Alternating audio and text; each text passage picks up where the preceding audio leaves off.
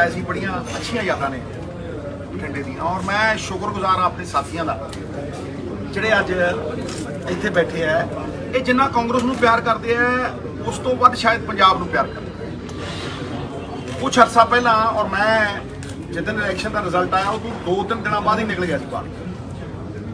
ਇਹ ਇਹਨਾਂ ਸਾਥੀਆਂ ਦੀ ਬਦੌਲਤ ਹੈ ਜੋ 7-8 ਆਏ ਪਹਿਲਾਂ ਮੇਰੇ ਕੋਲ ਸਿੱਧੂ ਸਾਹਿਬ ਮਿਲਣਾ ਹੈ ਆਖੇ ਅਸੀਂ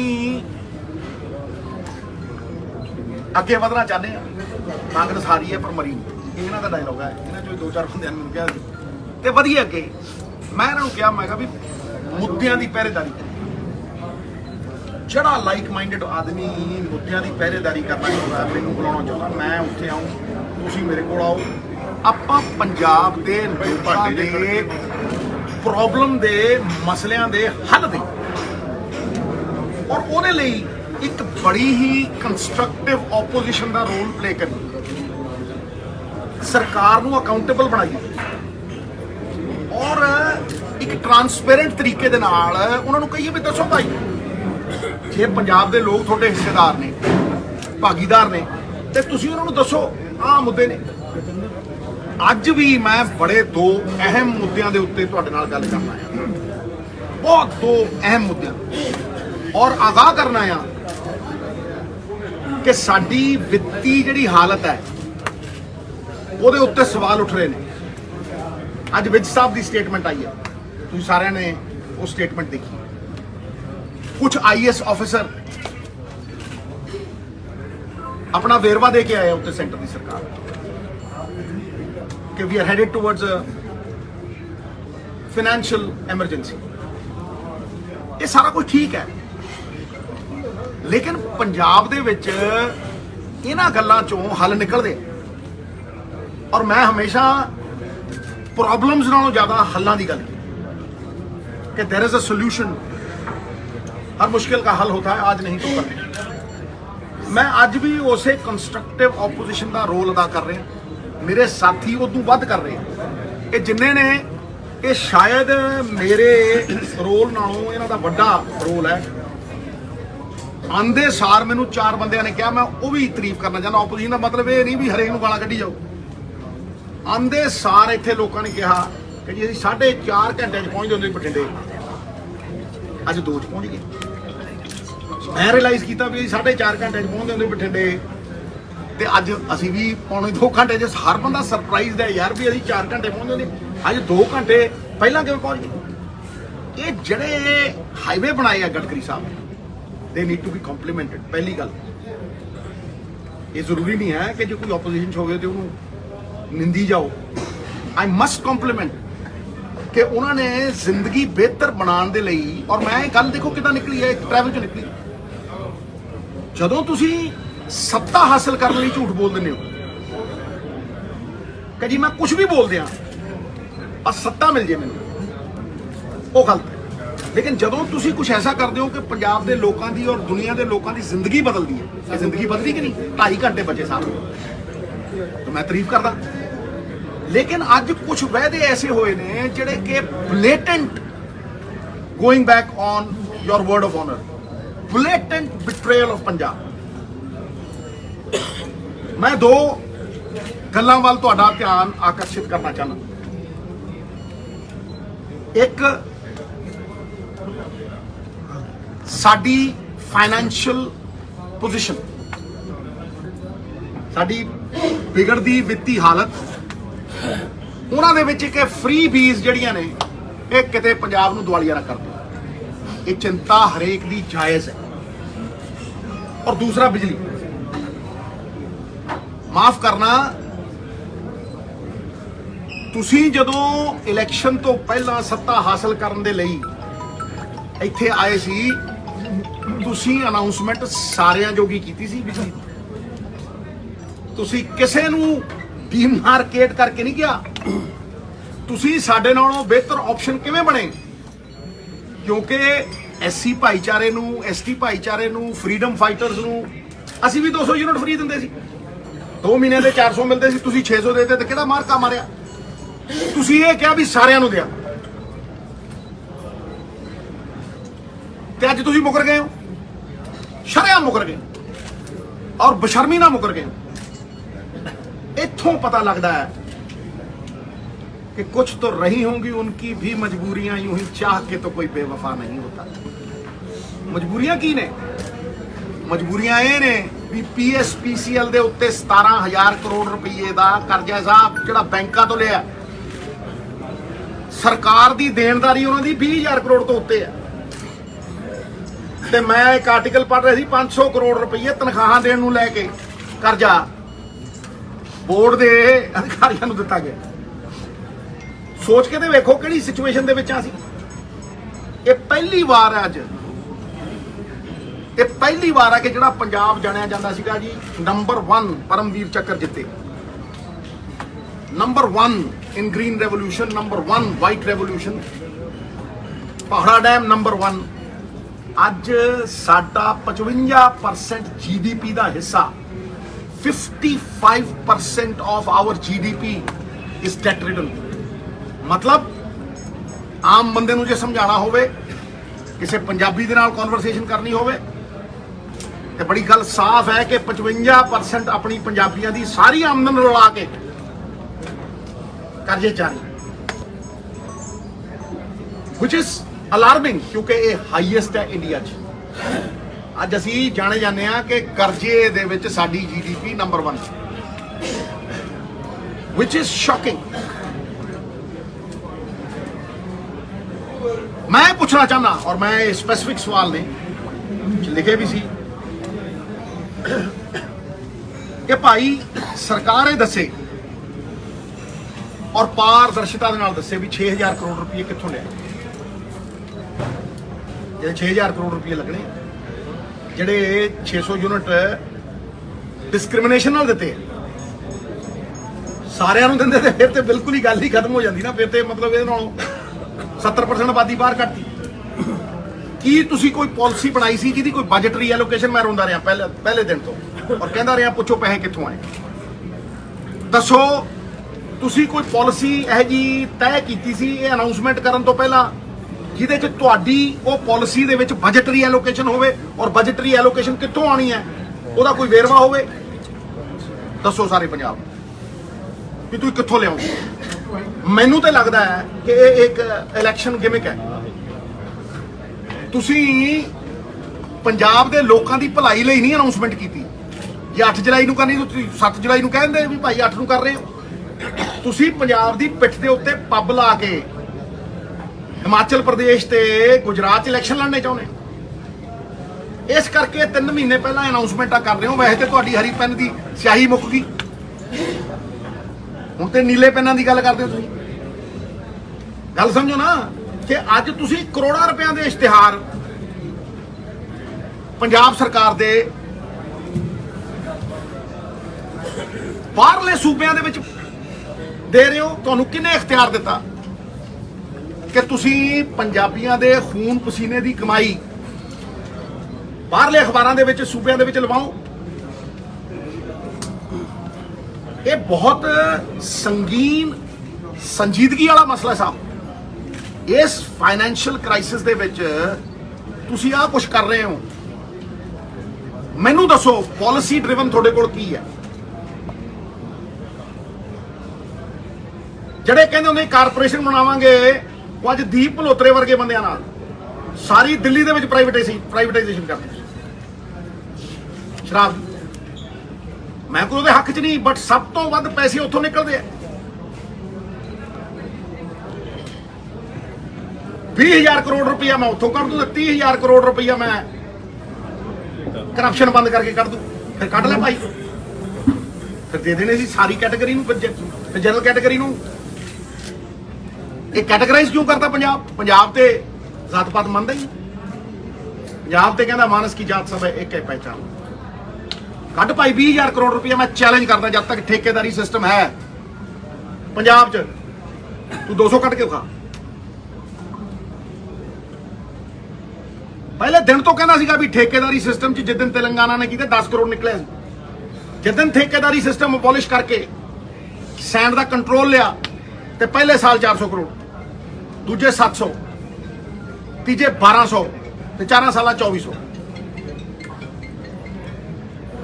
ਇਸੇ ਤਰ੍ਹਾਂ ਤੁਸੀਂ ਠੇਕੇਦਾਰ ਬਿਠਾਤੇ 2-2 ਜ਼ੋਨ ਦੀ ਪਾਲਿਸੀ 4-4 ਜ਼ੋਨ ਦੇ ਵਿੱਚ ਦਿਲ ਕਰੀ ਤੁਸੀਂ ਕਹਿੰਦੇ ਸੀ ਪ੍ਰਾਈਵੇਟਾਈਜ਼ ਨਹੀਂ ਕਰੀ ਸਾਰੀ ਦਿੱਲੀ ਦੇ ਗਲੀ ਸ਼ਰਾਬ ਵੇਚਣ ਲਾਤੀ ਤੁਸੀਂ ਪ੍ਰਾਈਵੇਟਾਈਜ਼ ਤੇ ਕਿਹੜੀ ਪਾਲਿਸੀ ਹੈ ਤੁਹਾਡੀ ਸ਼ਰਾਬ ਨੀਤੀ ਦਿਓ ਮੈਂ ਇਹ ਨਹੀਂ ਕਹਿੰਦਾ ਕਿ ਅੱਜ 1 ਮਹੀਨਾ ਹੋਇਆ ਭਾਈ ਸਰਕਾਰ ਨੂੰ ਵੱਧ ਦਿਓ ਪਰ ਲਾਅ ਐਂਡ ਆਰਡਰ ਦੇ ਵਾਸਤੇ ਤਾਂ ਕੋਈ ਟਾਈਮ ਲਿਮਿਟ ਨਹੀਂ ਹੁੰਦੀ ਉਹ ਤਾਂ ਡੇ 1 ਤੋਂ ਜਾਨ ਮਾਲ ਦਾ ਜਿਹੜਾ ਅਧਿਕਾਰ ਹੈ ਉਹ ਪਹਿਲਾ ਫੰਡਾਮੈਂਟਲ ਰਾਈਟ ਹੈ ਕਿਸੇ ਵੀ ਬੰਦੇ ਦਾ ਪਹਿਲਾ ਫੰਡਾਮੈਂਟਲ ਰਾਈਟ ਵੀ ਮੇਰੀ ਜਾਨ ਮਹਿਫੂਜ਼ ਰਹੇ ਮੇਰਾ ਮਾਲ ਮੇਰਾ ਬਿਜ਼ਨਸ ਮਹਿਫੂਜ਼ ਰਹੇ ਖਾਸ ਤੌਰ ਤੇ ਸ਼ਹਿਰ ਪਿੰਡਾਂ ਕੀ ਚਾਹੁੰਦੇ ਆ ਅਗਲੇ ਬਿਜ਼ਨਸ ਚਾਹੁੰਦੇ ਅਗਲੇ ਅਮਨ ਮਾਨ ਚਾਹੁੰਦੇ ਆ ਅਗਲੇ ਚਾਹੁੰਦੇ ਆ ਵੀ ਸਾਡੀਆਂ ਦੁਕਾਨਾਂ ਦੇ ਉੱਤੇ ਕੋਈ ਇਹੋ ਜਿਹੀ ਆਪਦਾ ਨਾ ਆਵੇ ਕਿ ਸਾਡਾ ਬਿਜ਼ਨਸ ਇਫੈਕਟ ਹੋਵੇ ਕਿਸੇ ਨੂੰ ਦਾਤੀਆਂ ਨਾਲ ਟੁੱਕੀ ਜਾਂਦੇ ਆ ਕਿਤੇ ਕਬਜ਼ੇ ਚੱਲੀ ਜਾਂਦੇ ਆ ਕਿਤੇ ਫਰੌਤੀਆਂ ਹੋਈ ਜਾਂਦੀਆਂ ਨੇ ਕਬੱਡੀ ਜੇਲ੍ਹਾਂ 'ਚ ਚੱਲੀ ਜਾਂਦੀ ਹੈ ਹਾਂਜੀ ਹਰ ਰੋਜ਼ ਮੈਂ ਦੇਖਦਾ ਕਦੇ ਕਿਸੇ ਨੂੰ ਵੱਢਤਾ ਕਿਸੇ ਨੂੰ ਟੁੱਕਤਾ ਕਿਸੇ ਵਰਕਰ ਨੂੰ ਮਾਰ ਦਿੰਦੇ ਟਰੱਕ ਯੂਨੀਅਨ ਦੇ ਕਬਜ਼ੇ ਚੱਲੀ ਜਾਂਦੇ ਇਹ ਲਾਅ ਐਂਡ ਆਰਡਰ ਹੈ ਕੋਈ ਐਕਸਪਲੇਨ ਕਰਦੇ ਮੈਨੂੰ ਇਹ ਲਾਅ ਐਂਡ ਆਰਡਰ ਹੈ ਦੂਸਰੀ ਗੱਲ ਇਹ ਹੈ ਕਿ ਜਦੋਂ ਫਾਈਨੈਂਸ਼ੀਅਲ ਸਥਿਤੀ ਦੀ ਮੈਂ ਗੱਲ ਕਰਦਾ ਤੁਸੀਂ ਇਨਕਮ ਕਿੱਥੋਂ ਜਨਰੇਟ ਕਰਦੇ ਹੋ ਭਾਈ ਦੱਸੋ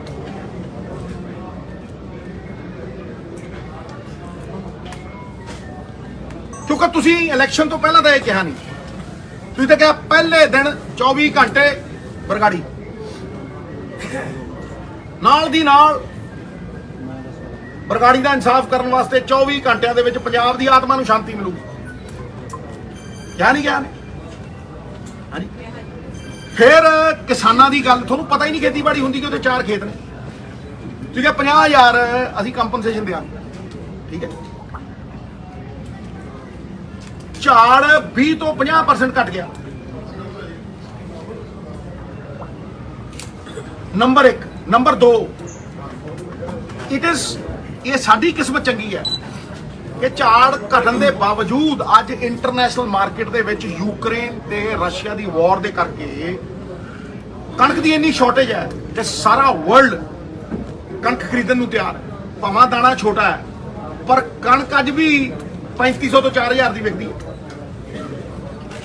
ਦੱਸੋ ਤੁਸੀਂ ਕਿੱਥੇ ਭਾਗੀਦਾਰ ਬਣਾਇਆ ਕਿੱਥੇ ਹਿੱਸੇਦਾਰ ਬਣਾਇਆ ਕਿਸਾਨ ਨੂੰ 8 ਵਾਰ ਮੈਂ ਕਿਹਾ ਫਿਰ ਮੀਟਿੰਗ ਕੀਤੀ ਹੈ ਕਿੱਥੇ ਹਿੱਸੇਦਾਰ ਬਣਾਇਆ ਭਾਈ 500 ਰੁਪਏ ਮਿਨੀਮਮ ਬੋਨਸ ਹੋਣਾ ਚਾਹੀਦਾ ਤੁਸੀਂ 1500 ਕਮਾਉਨੇ ਹੋ ਇਜਿਪਟ ਦੇ ਨਾਲ 18000 ਕਰੋੜ ਰੁਪਏ ਦਾ ਕੰਟਰੈਕਟ ਸਾਈਨ ਕੀਤਾ ਹੈ ਅਡਾਨੀ ਸਾਹਿਬ ਤੇ ਹਰਿਆਣਾ ਕਹਿੰਦਾ ਸਾਰਾ ਚਕਾ ਦਿਓ ਜੀ ਉਹਨੂੰ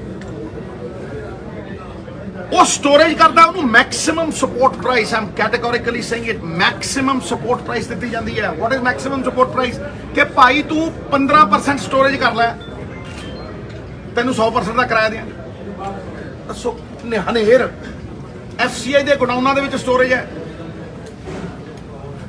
ਤੂੰ 15% ਸਟੋਰੇਜ ਕਰ ਤੈਨੂੰ 100% ਦਾ ਕਿਰਾਇਆ ਪੱਕਾ ਤੇ ਕਿਸਾਨ ਨੂੰ minimum support price This is the irony of the situation. ਤੁਸੀਂ ਕਿਸਾਨ ਦੀ MSP 9% ਵਧਾਈ ਡੀਜ਼ਲ ਦੇ ਰੇਟ 100% ਵਧਾਤੇ 40 ਤੋਂ 93 ਤੇ ਤੁਸੀਂ 4 ਸਾਲਾਂ ਦੇ ਵਿੱਚ MSP 160 ਰੁਪਏ ਵਧਾਈ 40 ਰੁਪਏ DAP ਦੀ ਖਾਦ ਨਕਲੀ ਮਿਲਦੀ ਹੈ ਅਸਲੀ ਲਿਫਾਫਿਆਂ 'ਚ ਤੁਸੀਂ ਰੇਟ ਦੁੱਗਣੇ ਕਰਤੇ 2 ਰੁਪਏ ਦੇ ਕੇ 20 ਖੋਲੇ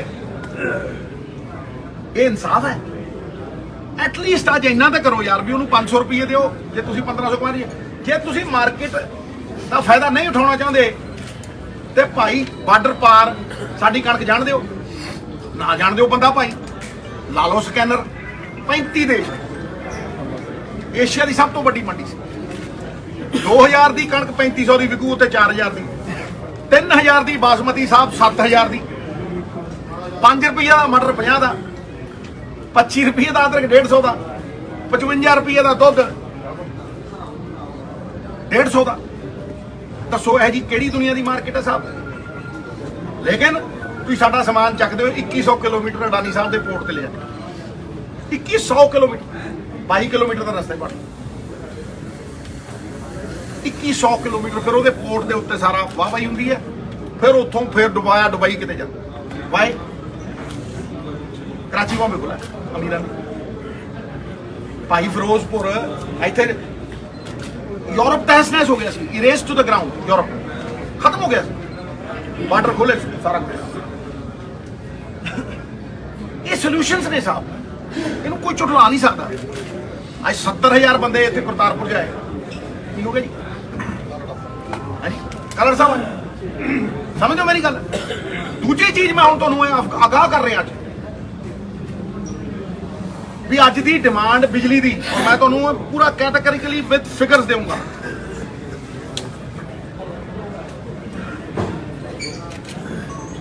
ਅੱਜ 7,500 ਦੀ ਡਿਮਾਂਡ ਚੱਲਦੀ ਹੈ ਸਾਹਿਬ, ਤੇ ਕੱਟ ਦੇਖ ਲਓ, ਪੁੱਛ ਲਓ ਪਿੰਡਾਂ ਦੇ ਵਿੱਚ ਕੱਟ ਕਿੰਨੇ ਲੱਗੇ, ਸ਼ਹਿਰਾਂ 'ਚ ਲੱਗਣ ਲੱਗੇ ਥੋੜੀ ਪੈ। ਹੁਣ ਤੁਸੀਂ ਇਮੇਜਿਨ ਕਰੋ ਕਿ 7,500 ਦੀ ਡਿਮਾਂਡ ਦੇ ਉੱਤੇ ਸ਼ਹਿਰਾਂ 'ਚ ਕੱਟ ਲੱਗੀ ਜਾਂਦੇ ਆ, ਥਰਮਲ ਪਲਾਂਟ ਥ੍ਰੈਟ ਕਰੀ ਜਾਂਦੇ ਆ, ਜਿਹੜਾ ਰੇਟ ਆ ਉਹਦੇ ਨਾਲ ਵੱਧ ਮੰਗੀ ਜਾਂਦੇ ਆ। ਮੈਂ ਕੈਟਾਗੋਰੀਕਲੀ ਪੁੱਛਣਾ ਚਾਹਨਾ ਦੂਜਾ ਸਵਾਲ ਕਿ ਭਾਈ what is the government doing to ensure that the thermal plants will not back out when we need them the most? कोई पेनल्टी क्लॉज लाया, कोई भी पेनल्टी क्लॉज है? And what are you doing to ensure the proper supply of coal? ਕੋਲਾ 30 ਦਿਨਾਂ ਦਾ mandatory ਹੈ, ਅੱਜ 8 ਦਿਨਾਂ ਦਾ ਰਹਿ ਗਿਆ।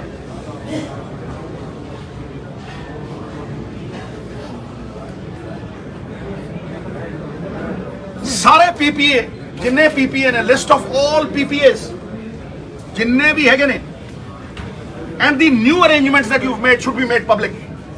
ਦੱਸੋ ਤੁਸੀਂ ਕਿੰਨੇ ਦੀ ਬਿਜਲੀ ਖਰੀਦਦੇ ਹੋ ਬਾਈ? Make it public. ਤੁਸੀਂ ਤਾਂ ਕਹਿੰਦੇ ਸੀ ਸਾਰੇ ਸੁਣਦੇ ਸੀ, ਸਾਨੂੰ ਦਿਓ ਜੀ ਸਰਕਾਰ, ਤਾਈਆਂ ਫਸਲਾਂ ਦੇ ਝੂਠਾ, ਸਾਨੂੰ ਦਿਓ ਸਰਕਾਰ, ਪਹਿਲੇ ਦਿਨ ਹੀ ਪੀਪੀਏ ਰੱਦ, ਕੌਣ ਰੋਕਦਾ? ਮੈਂ ਕਹਿੰਦਾ ਲਿਸਟ ਪਬਲਿਕ ਨੂੰ ਦੱਸੋ। ਦੂਸਰੀ ਗੱਲ, ਕੀ ਤੁਸੀਂ ਰੀਨੈਗੋਸ਼ੀਏਟ ਕਰ ਰਹੇ ਹੋ?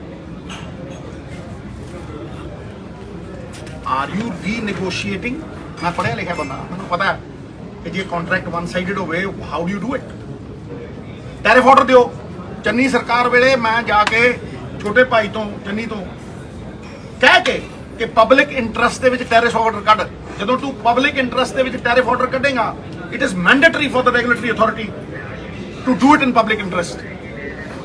ਜਦੋਂ ਬਿਜਲੀ ਬਾਜ਼ਾਰ ਦੇ ਵਿੱਚ 2 ਰੁਪਏ ਦੀ ਮਿਲ ਰਹੀ ਹੈ ਸੋਲਰ, ਤੁਸੀਂ 16 ਦੀ ਕਿਵੇਂ ਲੈ ਰਹੇ ਹੋ ਬਈ? ਪਬਲਿਕ ਨੂੰ ਤੁਸੀਂ ਕਿਉਂ ਸਜ਼ਾ ਦੇ ਰਹੇ ਹੋ ਬਈ? ਇਹ ਪਬਲਿਕ ਇੰਟਰਸਟ ਦੇ ਵਿੱਚ ਅਸੀਂ 3 ਰੁਪਏ ਬਿਜਲੀ ਘਟਾਤੀ ਸੀ ਟੈਰਿਫ ਆਰਡਰ ਨਾਲ। Are you going to do it? ਉਹਦੇ ਨਾਲ ਜਦੋਂ ਸੈਂਟਰ ਦੀ ਸਰਕਾਰ ਪੈਟਰੋਲ ਤੇ ਡੀਜ਼ਲ ਦੇ ਰੇਟ ਚੁੱਕ ਰਹੀ ਸੀ, ਅੱਜ 10 ਤੋਂ 15 ਰੁਪਏ ਰੇਟ ਮਾਰੇ ਥੱਲੇ ਕਰੋ। Do it in the interest of the people of Punjab who have voted for you, and we accept their mandate with folded hands. Do karo ji।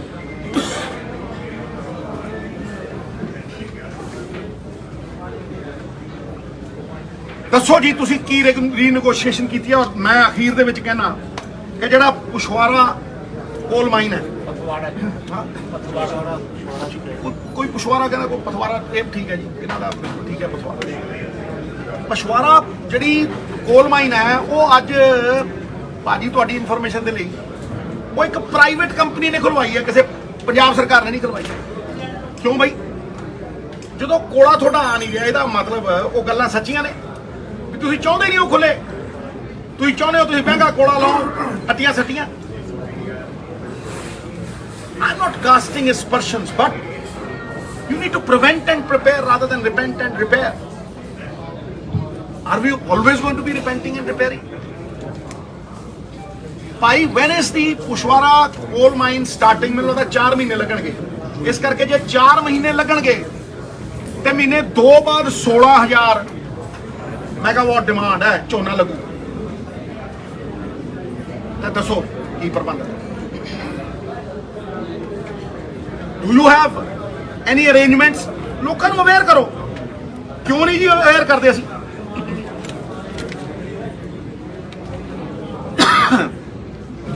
ਇੱਕ ਗੱਲ ਦੀ ਮੈਂ ਤਾਰੀਫ ਕਰਦਾ, ਜਿਹੜੀ ਕਿ ਮੈਂ ਪੰਜਾਬ ਮਾਡਲ 'ਚ ਕਹਿੰਦਾ ਹੁੰਦਾ ਸੀ ਕਿ ਦਾਲਾਂ ਦੇ ਉੱਤੇ MSP ਦੇਾਂਗੇ, ਕਹਿੰਦਾ ਸੀ ਦੱਸੋ, ਕਹਿੰਦਾ ਸੀ ਆਇਲ ਸੀਡ, ਦਾਲਾਂ, ਮੱਕੀ। ਅੱਜ ਚੀਫ ਮਿਨਿਸਟਰ ਨੇ ਮੰਨ ਲਿਆ ਵੀ ਦਿੱਲੀ ਨਹੀਂ, ਅਸੀਂ ਪੰਜਾਬ ਮਾਡਲ ਤੇ ਹੀ ਚੱਲਦੇ। ਉਹ ਕਹਿੰਦਾ ਮੱਕੀ ਤੇ ਦੇਾਂਗੇ, ਬੜੀ ਵਧੀਆ ਗੱਲ ਹੈ। ਤੇ ਮੂੰਗੀ ਦੀ ਦਾਲ ਤੇ ਦੇਾਂਗੇ, ਬੜੀ ਵਧੀਆ ਗੱਲ ਹੈ। ਡਾਈਵਰਸਿਫਿਕੇਸ਼ਨ ਦਾ ਇੱਕ ਬਹੁਤ ਹੀ ਵਧੀਆ ਤਰੀਕਾ ਹੈ। ਕੋਈ ਮਤਲਬ ਠੇਕਾ ਥੋੜਾ ਲਿਆ ਕ੍ਰਿਟਿਸਾਈਜ਼ ਕਰਨ ਦਾ। ਜਿਹੜੀ ਗੱਲ ਚੰਗੀ ਹੈ ਭਾਈ, ਕ੍ਰੈਡਿਟ ਤੇਰਾ, ਇਤਿਹਾਸ ਤੇਰਾ, ਤਾਕਤ ਤੇਰੀ, ਲੋਕਾਂ ਨੇ ਦਿੱਤੀ, ਲਾ ਜੈ ਜੈਕਾਰ। ਵੀ ਕੈਨੋਟ ਅਫੋਰਡ ਟਿਊਬਵੈਲਸ ਐਨੀਮੋਰ। ਲੋਨ ਲੈ ਕੇ, ਕਰਜ਼ਾ ਲੈ ਕੇ ਟਿਊਬਵੈਲ ਲਾਉਣੇ ਆ, ਫਿਰ ਪਾਣੀ ਕੱਢੀਏ ਨਾ, ਡਾਰਕ ਜ਼ੋਨ ਬਣੀ ਜਾਂਦੇ ਆ। We need to diversify. ਤੇ ਵਾਟ ਬੈਟਰ ਵੇ ਕਿ ਜਿਹੜਾ ਤੁਸੀਂ ਦਾਲਾਂ ਬਾਹਰੋਂ ਲੈਣੇ ਆ। ਮੈਂ ਹਮੇਸ਼ਾ ਕਹਿੰਦਾ ਹੁੰਦਾ ਸੀ ਵਿਧਾਨ ਸਭਾ ਦੇ ਬਾਹਰ ਖੜ ਕੇ, ਸਾਲ ਪਹਿਲਾਂ ਮੈਂ ਕਿਹਾ ਕਿ ਭਾਈ ਦਾਲਾਂ ਜਿਹੜੀਆਂ ਤੁਸੀਂ ਆਟਾ ਦਾਲ ਸਕੀਮ ਲਈ ਬਾਹਰੋਂ ਇੰਪੋਰਟ ਕਰਦੇ ਹੋ, ਆਇਲ ਸੀਡ 70% ਇੰਡੀਆ ਇੰਪੋਰਟ ਕਰ ਰਿਹਾ। ਉਹ ਭਾਈ ਤੁਸੀਂ ਲਾਓ, ਹਰਿਆਣਾ ਕਰਦਾ, ਤੁਸੀਂ ਲਾਓ ਪੰਜਾਬ 'ਚ, ਦਾਲਾਂ ਲਾਓ, ਆਇਲ ਸੀਡ ਲਾਓ, ਉਹਨੂੰ ਫਿਨਿਸ਼ ਕਰੋ, ਤੇਲ ਬਣਾਓ, ਦਿਓ। That's a wonderful way of getting this state up, the revival, the resurrection. ਮੈਂ ਉਹਦੀ ਤਾਰੀਫ ਕਰਦਾ। ਇਹ ਦੋ ਵੱਡੇ ਮੁੱਦੇ ਨੇ ਸਾਹਿਬ। ਤੀਸਰਾ ਲਾਅ ਐਂਡ ਆਰਡਰ। ਹੁਣ ਮੈਂ ਮੇਨ ਗੱਲ ਦੇ ਉੱਤੇ ਆ ਰਿਹਾ। ਉਹ ਇਹ ਨਹੀਂ ਵੀ ਮੈਂ ਥਾਂ ਥਾਂ ਤੇ ਜਾਣਾ ਆਪਣੇ ਸਾਥੀਆਂ ਦੇ ਨਾਲ, ਜਿਹੜੇ ਕਿ ਮੇਰੇ ਸਹਿਯੋਗੀ ਨਹੀਂ, ਮਤਲਬ ਮੇਰੀ ਜਿੰਦ ਜਾਨ ਨੇ। ਸਾਰੀ ਕਾਂਗਰਸ, ਕਦੇ ਕੋਈ ਆਇਆ ਹੁੰਦਾ, ਕਦੇ ਕੋਈ, ਅੱਜ ਵੀ 20-25 ਲੋਕ ਨੇ। ਆਹ ਨਵਤੇਜ ਕਹਿੰਦਾ ਭਾਜੀ ਮੈਂ ਤਾਂ ਇੰਨਾ ਹਤਾਸ਼ ਆ, ਮੈਂ ਪੱਗ ਨਹੀਂ ਬੰਨੀ ਪਿਛਲੇ 20-25, ਮੈਂ ਸਾਫਾ ਬਣਵਾ, ਮੈਂ ਦੇਖ ਸ਼ੀਸ਼ੇ 'ਚ ਕਿੰਨਾ ਸਮਾਰਟ ਲੱਗਦਾ। ਚੱਲ ਚਲੀਏ, ਆਪਾਂ ਪੰਜਾਬ ਲਈ ਲੜਾਂਗੇ। ਦੇਖੋ, ਪੰਜਾਬ ਲਈ ਲੜਨਾ ਇਜ਼ ਅ ਹਿਊਜ ਮੋਟੀਵੇਸ਼ਨ। ਇਹ ਕੋਈ ਉਹਦੇ ਦੀ ਲੜਾਈ ਥੋੜਾ ਨਾ, ਸਮਝੋ ਮੇਰੀ ਗੱਲ। ਇਸ ਕਰਕੇ ਅਸੀਂ we will continue to do it. ਔਰ ਸਭ ਤੋਂ ਵੱਡੀ ਗੱਲ ਜਿਹੜੀ ਮੈਂ ਤੁਹਾਨੂੰ ਦੱਸਣਾ ਚਾਹੁੰਦਾ, ਮੈਂ ਪਰਸੋਂ ਗਵਰਨਰ ਸਾਹਿਬ ਨੂੰ ਮਿਲ ਰਿਹਾ। I have already taken time. ਇਹ ਕੋਈ ਫਾਰਮੈਲਿਟੀਆਂ ਨਹੀਂ ਹੋ ਰਹੀਆਂ, ਤੁਰਤੇ ਹੀ ਜਾਵਾਂਗੇ। ਪਰਸੋਂ Thursday I am meeting the governor, ਸਾਥੀਆਂ ਦੇ ਨਾਲ। ਜਿਹੜਾ ਬੰਦਾ ਆਣਾ ਚਾਹਵੇ ਪੰਜਾਬ ਦਾ ਹਿਤੈਸ਼ੀ ਇਜ਼ ਮੋਸਟ ਵੈਲਕਮ। ਪ੍ਰਧਾਨ ਆਉਣਾ ਚਾਹਵੇ, ਮੈਂ ਪਿੱਛੇ ਹਟ ਜੂ, ਪ੍ਰਧਾਨ ਅੱਗੇ ਲਾ ਦੇਂਗੇ, ਉਹਦਾ ਹੱਕ ਹੈ। ਸਮਝੋ, ਮੈਂ ਗਵਰਨਰ ਸਾਹਿਬ ਨੂੰ 11 ਵਜੇ, ਉਹਨਾਂ ਨੇ 3 ਮੈਂਬਰ ਦਾ ਡੈਲੀਗੇਸ਼ਨ ਮੰਗਿਆ ਸੀ, ਨਾਮ ਲਿਖਾਤੇ ਸੀ। ਵੈਸੇ ਨਾਮ ਪਹਿਲਾਂ ਲਿਖਾਉਣੇ ਪੈਂਦੇ, ਅਸੀਂ 3 ਨਾਮ ਦੇ ਚੁੱਕੇ ਹਾਂ। ਰਾਈਟ, 11 ਵਜੇ ਅਸੀਂ ਜਾਵਾਂਗੇ। ਉੱਥੇ ਜਿਹੜਾ ਬੰਦਾ, ਨਾ ਮੈਂ ਕਦੇ ਪ੍ਰੈਸ ਤੋਂ ਭੱਜਿਆ, ਨਾ ਮੈਂ ਬੰਦ ਕਮਰਿਆਂ ਦੇ ਵਿੱਚ ਕੋਟ ਪੈਂਟ ਪਾ ਕੇ ਗੱਲਾਂ ਕਰਦਾ। ਮੈਂ ਤਾਂ ਸ਼ਰੇਆਮ ਸਾਰਿਆਂ ਦੇ ਸਾਹਮਣੇ ਗੱਲ ਕਰਦਾ। ਔਰ ਜਵਾਬਦੇਹੀ ਹੋਣ ਦੀ ਤਾਕਤ ਹੈ ਮੇਰੇ 'ਚ, ਮੋਰਲ ਅਥਾਰਟੀ ਹੈ ਮੇਰੇ 'ਚ। ਇਸ ਕਰਕੇ 11 o'clock Thursday about the burning issues of Punjab। ਸੋ ਨਾਮ ਵੀ ਦੱਸ ਦਿਓ ਕੌਣ ਜਾ ਰਹੇ ਜੀ। ਅਸੀਂ ਦੇਖੋ ਲਾਅ ਐਂਡ ਆਰਡਰ ਤੇ ਵੀ ਗੱਲ ਕਰਾਂਗੇ। ਆਉਣ ਵਾਲੀ ਵਿੱਤੀ ਜਿਹੜੀ ਪਰਿਸਥਿਤੀ ਹੈ, financial condition of the state, we will talk about electricity, ਕਿ 2 ਮਹੀਨਿਆਂ ਬਾਅਦ ਕਿਸੇ ਨੂੰ ਦਿੱਕਤ ਨਾ ਹੋਵੇ। ਹੋਰ ਕੁਝ ਹੋਰ ਵੀ ਹੋ ਸਕਦਾ ਹੈ। We will go and tell governor ਸਾਹਿਬ, ਸਰ ਇਹ ਇhtiyat ਵਰਤੇ ਜਾਣ, ਤਾਂ ਕਿ ਪੰਜਾਬ ਦੇ ਲੋਕਾਂ ਨੂੰ ਉਹ ਸਹੂਲਤ। ਇਹ ਬੜੀ ਵੱਡੀ ਮੋਟੀਵੇਸ਼ਨ ਹੈ ਸਾਡੀ। And we'll do it on Thursday. All are invited. ਹੁਣ ਮਹਾਰਾਜ, ਮੈਂ ਇੱਕ ਬੇਨਤੀ ਕਰਨਾ ਚਾਹੁੰਦਾ, ਤੁਸੀਂ ਇੱਕ ਇੱਕ ਕਰਕੇ ਸਵਾਲ ਪੁੱਛੋ। ਦੂਜੀ ਗੱਲ, ਮੁੱਦੇ ਇਹ ਸੀ, ਕਿਤੇ ਸਵਾਲ ਪੁੱਛ ਕੇ ਮੁੱਦਾ ਹੀ ਨਾ ਕਿਸੇ ਹੋਰ ਪਾਸੇ। ਇੱਕ ਮਿੰਟ ਭਾਜੀ, ਪਲੀਜ਼, ਮੈਂ ਕਿਤੇ ਨਹੀਂ ਜਾਣਾ ਜਦ ਤੁਸੀਂ ਸਵਾਲ ਪੁੱਛਣੇ। ਉਹ ਵੀ ਕਲੀਅਰ ਕਰ ਹੀ ਦਿਓ ਜੀ। ਮੈਂ ਇੱਕ ਮਿੰਟ, ਇਹ ਅਸਲੀ ਪੰਜਾਬ ਦੇ ਲੋਕਾਂ ਦੀ ਜ਼ਿੰਦਗੀ ਨੂੰ ਬਿਹਤਰ ਕਰਨ ਦੀਆਂ ਗੱਲਾਂ ਨੇ। ਇਹ ਮੁੱਦਿਆਂ ਦੀ ਪਹਿਰੇਦਾਰੀ ਹੈ ਜਿਹਦਾ ਬੀੜਾ ਅਸੀਂ ਚੁੱਕਿਆ, ਔਰ ਕਾਂਗਰਸ ਇਹ ਕਰਦੀ ਰਹੇਗੀ। ਸਮਝੋ ਮੇਰੀ ਗੱਲ। ਮੈਂ ਕਰਾਂਗਾ, ਪ੍ਰਧਾਨ ਕਰੇਗਾ, ਬਾਜਵਾ ਸਾਹਿਬ ਕਰਨਗੇ, ਸਾਰੇ ਕਰਨਗੇ। ਅੱਜ ਉਹਨਾਂ ਨੇ ਕਿਹਾ, ਮੈਂ ਕਰਾਂ, ਮੈਂ ਮੋਸਟ ਵੈਲਕਮ। 2 ਦਿਨ ਪਹਿਲਾਂ ਰਾਜੇ ਦਾ ਫੋਨ ਆਇਆ ਮੈਨੂੰ, ਕਹਿੰਦਾ ਭਾਜੀ ਮੈਂ ਆਉਣਾ। ਮੈਂ ਹੁਣੇ ਆ ਜਾ, ਅੱਜ ਹੀ ਆ ਜਾ। 4 ਬੰਦੇ ਸੀਗੇ ਨਾਲ, ਮੈਂ ਕਿਹਾ ਜੀ ਅੱਜ ਹੀ ਆ ਜਾ। ਕਹਿੰਦਾ ਨਹੀਂ ਭਾਜੀ, ਮੈਂ 2 ਦਿਨਾਂ ਬਾਅਦ ਆਉਂਗਾ। ਮੈਂ ਮੋਸਟ ਵੈਲਕਮ। ਠੀਕ ਹੈ, ਉਹ ਲੋਕਾਂ ਦੇ ਘਰਾਂ ਜਾ ਰਿਹਾ। ਜਿੱਦਣ ਮੇਰੇ ਘਰੇ ਆਊਗਾ ਸਾਰੇ ਦਰਵਾਜ਼ੇ ਖੁੱਲੇ। ਅੱਜ ਤੱਕ ਨਹੀਂ ਆਇਆ। ਚਲੋ ਕੋਈ ਗੱਲ ਨਹੀਂ, ਜਿੱਦਣ ਆਉਣਾ ਚਾਹੇ ਉਦਣ ਆ ਸਕਦਾ। ਮੈਂ ਪਬਲਿਕਲੀ ਕਹਿੰਦਾ ਠੀਕ ਹੈ ਜੀ। ਜਿੱਦਣ ਉਹ ਅੰਮ੍ਰਿਤਸਰ ਆਇਆ 10 ਦਿਨ ਪਹਿਲਾਂ ਪ੍ਰੋਗਰਾਮ ਬਣਿਆ ਹੋਇਆ ਸੀਗਾ ਢਿੱਲੋਂ ਸਾਹਿਬ। ਇਟ ਵਾਸ ਮੇਡ ਟੈਕ, ਤੁਸੀਂ ਮੇਰੇ ਟਵਿੱਟਰ ਤੇ ਜਾਇਓ। ਮੈਂ ਢਿੱਲੋਂ ਸਾਹਿਬ ਦੇ ਘਰੇ ਗਿਆ ਸੀਗਾ, ਉਹਨਾਂ ਦੀ ਸਿਹਤ ਠੀਕ ਨਹੀਂ ਸੀ, ਜਿਹੜਾ ਬਲੱਡ ਕਲੌਟ, ਤੇ ਮੈਂ ਉਹਨਾਂ ਦੇ ਘਰੇ ਗਿਆ ਸੀ। ਉੱਥੇ ਮੈਂ ਉਹਨਾਂ ਨੂੰ ਕਿਹਾ, ਮੈਂ ਕਿਹਾ ਸਰ ਤੁਸੀਂ ਦੱਸੋ ਕਦੋਂ ਠੀਕ ਹੋਏ। ਕਹਿੰਦਾ ਮੈਂ ਯਾਰ ਤੂੰ ਆਇਆ ਹੁਣ ਮੈਂ ਤੇ ਘੋੜੇ ਵਰਗਾ ਹੋ ਜਾਣਾ। ਤੇ ਮੈਂ ਕਿਹਾ ਜੀ ਤੁਸੀਂ ਜਦੋਂ ਹੋ ਜਾਣਾ ਮੈਨੂੰ ਫੋਨ ਕਰਨਾ। ਕਹਿੰਦੇ 10 ਦਿਨਾਂ ਬਾਅਦ ਮੇਰੇ ਕੋਲ ਘਰੇ ਆਣਾ ਉੱਥੇ। ਮੈਂ ਕਿਹਾ ਜੀ ਮੈਂ ਉਦੋਂ date fix. So this is what I had to say. ਮੈਂ ਹੁਣ ਇੱਕ ਇੱਕ ਕਰਕੇ ਤੁਸੀਂ ਜੋ ਸਵਾਲ ਪੁੱਛਣਾ ਜ਼ਿਆਦਾ ਨਾ ਪੁੱਛਣਾ, ਤਾਂ ਕਿ ਇਹ ਮੁੱਦੇ ਹਾਈਲਾਈਟ ਕਰਨਾ। ਇਹ ਮੇਰੀ ਰਿਕੁਐਸਟ ਹੈ ਮੈਡਮ। ਅੱਛਾ ਸਿੱਧੂ ਸਾਹਿਬ ਤੁਸੀਂ ਕਿਹਾ ਸੀਗਾ ਪਹਿਲਾਂ, ਅੱਛਾ ਲੇਡੀਜ਼ ਫਸਟ, ਲੇਡੀਜ਼ ਸਰ ਤੁਸੀਂ ਮੁੱਦਾ ਚੱਕਿਆ ਬਿਜਲੀ ਦਾ, ਤੁਹਾਨੂੰ ਡਾਊਟ ਹੈ ਕਿ ਸਰਕਾਰ ਨੇ ਐਲਾਨ ਕੀਤਾ ਪਰ ਇੰਪਲੀਮੈਂਟੇਸ਼ਨ ਨਹੀਂ ਹੋਊਗੀ। ਜਿਸ ਤਰ੍ਹਾਂ ਤੁਸੀਂ ਕਿਹਾ ਵੀ ਸਰਕਾਰ ਕੋਲੇ ਪੈਸਾ ਹੈ ਨਹੀਂ, ਤਾਂ ਇਹ ਪਿਛਲੀ ਵਾਰ ਵੀ ਇਹ ਜਿਹੀਆਂ ਗੱਲਾਂ ਤੁਹਾਡੀ ਸਰਕਾਰ ਦੇ ਵਿੱਚ ਵੀ ਹੋਈਆਂ। ਅਲਟੀਮੇਟਲੀ ਤਾਂ ਲੋਕ ਸਫਰ ਕਰਦੇ, ਇਹਦਾ ਵੇ ਆਊਟ ਕੀ ਤੁਸੀਂ ਦੱਸ ਸਕਦੇ ਹੋ? ਦੇਖੋ ਇਹਦਾ ਵੇ ਆਊਟ ਮੈਂ ਉਦੋਂ ਵੀ ਦੱਸਦਾ ਸੀਗਾ, ਅੱਜ ਵੀ ਮੈਂ ਕਿਹਾ ਇਹਦਾ ਵੇ ਆਊਟ ਇਹ ਹੈ ਕਿ ਪਾਲਿਸੀ ਡਰਿਵਨ ਬਜਟਰੀ ਐਲੋਕੇਸ਼ਨ। ਪਾਲਿਸੀ ਬਣਾਉਣ ਨੂੰ ਭੈਣ ਜੀ ਤੁਹਾਨੂੰ ਬਹੁਤ ਰਿਸਰਚ ਕਰਨੀ ਪਏਗੀ, ਤੁਹਾਨੂੰ ਬਹੁਤ ਕੁਝ ਦੇਖਣਾ ਪਏਗਾ, ਤੁਹਾਨੂੰ ਸਟੱਡੀਜ਼ ਕਰਨੀਆਂ ਪੈਣਗੀਆਂ, ਫਿਰ ਤੁਹਾਡੀ ਪਾਲਿਸੀ ਬਣੇਗੀ। ਫਿਰ ਉਹ ਪਾਲਿਸੀ ਨੂੰ ਲਾਗੂ ਕਰਨ ਦੇ ਲਈ ਪੈਸੇ ਕਿੰਨੇ ਲੱਗਣਗੇ, ਉਹ ਬਜਟਰੀ ਐਲੋਕੇਸ਼ਨ ਹੋਏਗੀ। ਫਿਰ ਉਹ ਬਜਟਰੀ ਐਲੋਕੇਸ਼ਨ ਜਿਹੜੀ ਹੈ ਬਜਟ 'ਚ ਪਾਸ ਹੋਏਗੀ, ਤਾਂ ਜਾ ਕੇ ਉਹ ਜ਼ਮੀਨ ਦੇ ਉੱਤੇ ਲਾਗੂ ਹੋਏਗੀ। ਨਹੀਂ ਤੇ ਗੱਲਾਂ ਦਾ ਕੜਾ ਜਿਹੜਾ ਸਾਰਾ ਹੀ ਵਰਤਾਈ ਜਾਂਦੀ। ਔਰ ਮੈਂ ਪਹਿਲੇ ਦਿਨ ਦਾ ਕਹਿਣਾ ਕਿ ਜੇ ਪੰਜਾਬ ਆਏਗਾ ਸਹੀ ਰਾਹ ਦੇ ਉੱਤੇ ਤੇ ਨੀਤੀਗਤ ਤੇ ਨੀਤੀਆਂ ਦੇ ਨਾਲ। Next question sir. SYL ਨੂੰ ਲੈ ਦਾਲਾਂ ਕੇ ਦੀ ਗੱਲ ਕੀਤੀ ਸੀ ਪੰਜਾਬ ਸਰਕਾਰ ਦੇ ਜਿੰਨੇ ਗੱਲ ਕੀਤੀ ਸਰ? ਦਾਲ ਸਰੋਂ ਦੀ ਪੰਜਾਬ ਦੇ ਵਿੱਚ ਰਿਸਰਚ ਸਟੇਸ਼ਨ ਇੱਕੋ ਇੱਕ ਸੀਗਾ ਬਠਿੰਡੇ ਦੇ ਵਿੱਚ। ਪਹਿਲਾਂ ਉਹ ਸਟੇਡੀਅਮ ਬਣਾਇਆ, ਇੱਥੇ ਬਰਾਨੀ ਇਲਾਕਾ ਸੀਗਾ, ਉਹ ਖਤਮ ਕਰਤਾ। ਸ਼ੁਕਰ ਚਲੋ ਕਾਂਗਰਸ ਦੀ ਸਰਕਾਰ ਨਹੀਂ ਆਈ ਤਾਂ ਸਾਡਾ ਫਰੂਟ ਰਿਸਰਚ ਸਟੇਸ਼ਨ ਵੀ ਸਟੇਡੀਅਮ ਦੀ ਭੇਟ ਚੜ ਜਾਣਾ ਸੀ। ਮੱਤੇਵਾਲ ਉਹ ਵੀ ਜਿਹੜਾ ਕੀ ਕਹਿੰਦੇ ਆ ਸੋਇਆਬੀਨ ਦਾ ਰਿਸਰਚ ਸਟੇਸ਼ਨ ਹੈ, ਉਹਦੇ ਉੱਤੇ ਵੀ ਅੱਖ ਰੱਖ ਲਈ। ਪੰਜਾਬ ਐਗਰੀਕਲਚਰ ਯੂਨੀਵਰਸਿਟੀ ਦੇ ਜਿੰਨੇ ਸਬ ਰਿਸਰਚ ਸਟੇਸ਼ਨ ਨੇ ਸਾਰਿਆਂ ਨੂੰ ਖਤਮ ਕੀਤਾ ਜਾ ਰਿਹਾ। ਰਿਸਰਚ ਜ਼ੀਰੋ ਹੈ, ਪਿੰਡਾਂ ਦੇ ਵਿੱਚ ਕੋਈ ਸਾਇੰਟਿਸਟ ਨਹੀਂ ਜਾ ਰਿਹਾ। ਫਿਰ ਦਾਲਾਂ ਲੱਗਣਗੀਆਂ ਕਿਵੇਂ ਤੇ ਵਿਕਣਗੀਆਂ? ਬੜਾ ਵਧੀਆ ਸਵਾਲ। ਦੇਖੋ ਭਾਜੀ ਮੈਂ ਆਪਣੀ ਗੱਲ ਨੂੰ ਰੀਇਟਰੇਟ ਕਰਦਾ, ਜਿਹੜੀਆਂ ਗੱਲਾਂ ਮੈਂ ਪਹਿਲਾਂ ਦੁਹਰਾਈਆਂ ਨੇ ਉਹਨਾਂ ਨੂੰ ਸ਼ਾਇਦ ਬਾਰ-ਬਾਰ ਦੁਹਰਾਉਣਾ ਚਾਹੀਦਾ। ਮੈਂ ਇੱਕ ਗੱਲ ਕਹੀ ਸੀ ਕਿ ਪੰਜਾਬ ਦੇ ਲਾਅ ਐਂਡ ਆਰਡਰ ਦੇ ਮਸਲਿਆਂ ਨੂੰ ਛੱਡ ਕੇ ਪੰਜਾਬ ਦੀ ਹਰ ਸਮੱਸਿਆ ਦਾ ਹੱਲ ਇਨਕਮ। ਤੁਸੀਂ ਅਗਰ ਰਿਸਰਚ ਸੈਂਟਰ ਖੋਲ੍ਹਣਾ ਹੈ, ਤੁਸੀਂ ਅਗਰ ਕੋਈ ਵੀ ਸੈਂਟਰ ਖੋਲ੍ਹਣਾ ਹੈ, ਤੁਹਾਨੂੰ ਉਹਨੂੰ ਚਲਾਉਣ ਦੇ ਲਈ ਪੈਸੇ ਚਾਹੀਦੇ ਨੇ। ਸਮਝ ਇਨਕਮ ਤਾਂ ਸਾਰੀ ਲੋਕਾਂ ਦੀ ਨਿੱਜੀ ਜੇਬ 'ਚ ਜਾਈ ਜਾਂਦੀ ਹੈ। ਉਸ ਮਾਫੀਏ ਦੇ ਖਿਲਾਫ ਮੈਂ ਲੜਿਆ ਔਰ ਮੈਂ ਪਹਿਲੇ ਦਿਨ ਤੋਂ ਪਹਿਲੀ ਕੈਬਨਿਟ ਤੋਂ ਸੱਤਾ ਨਹੀਂ ਮਾਣੀ, ਉਸ ਸੱਤਾ ਨੂੰ ਸਵਾਲ ਕੀਤੇ ਵੀ ਮਹਾਰਾਜ ਲਾਓ ਇਹ ਪਾਲਿਸੀ। ਇੱਕੋ ਚੀਜ਼ ਐਸੀ ਹੈ ਜਿਹੜੀ GST ਤੋਂ ਬਾਹਰ ਹੈ, ਰੇਤਾ ਸ਼ਰਾਬ, ਲਾਓ ਐਟ। ਜੇ ਤਮਿਲਨਾਡੂ 36,000 ਕਰੋੜ ਰੁਪਇਆ ਕੱਢ ਸਕਦਾ ਹੈ ਔਰ ਬਗੈਰ ਅੱਧੀ ਖਪਤ ਸਾਡੀ ਡਬਲ, ਤੇ ਭਾਈ ਅਸੀਂ ਕਿਉਂ ਨਹੀਂ? ਨੌਕਰੀਆਂ ਆਪਣੇ ਆਪ ਆਣਗੀਆਂ। ਉਹ 40,000 ਨੂੰ ਦਿੰਦੇ ਆ, 300 ਕਰੋੜ ਰੁਪਏ ਦੀ ਨੌਕਰੀ ਦਿੰਦੇ ਆ, ਠੀਕ ਹੈ ਜੀ।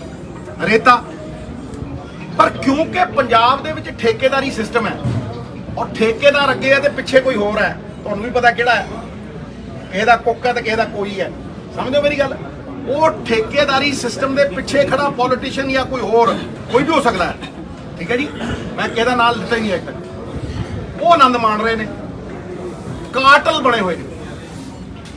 ਕਾਟਲ ਕੱਢੋ L1 ਦੇ ਲਾਇਸੈਂਸ 15,000 ਕਰੋੜ ਰੁਪਏ ਇਹਦੇ ਰਿਸ਼ਤੇਦਾਰਾਂ ਕੋਲ ਨੇ, ਪਿਛਲੇ ਵੀ ਕੱਢ ਲਓ।